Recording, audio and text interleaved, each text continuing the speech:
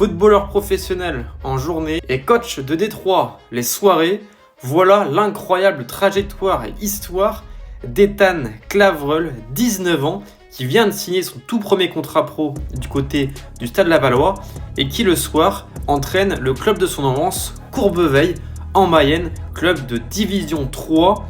Et franchement, c'est une histoire assez folle qui a été évoquée par Ouest France et Dominique Foury qui a fait un reportage vidéo et écrit que je vous invite absolument à voir.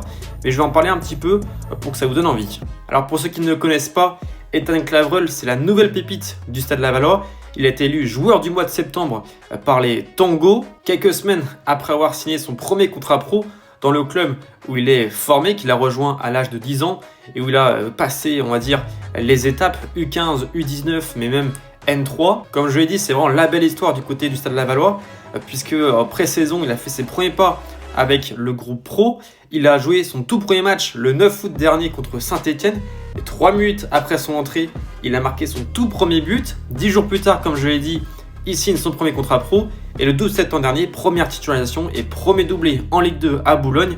Vraiment un début rêvé. Et donc, ce qui est encore plus dingue, c'est que c'est un joueur qui entraîne en semaine l'équipe de Courbeveille, donc le club de son enfance.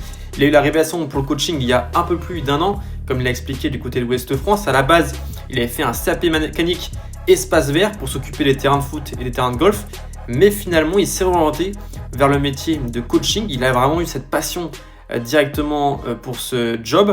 Et c'est pour ça que finalement, le club de son enfance lui a proposé de coacher l'équipe. Par contre, il ne peut pas être sur le banc les dimanches. Il est obligé d'être au niveau de la main courante parce que potentiellement, il peut être suspendu en cas d'avertissement.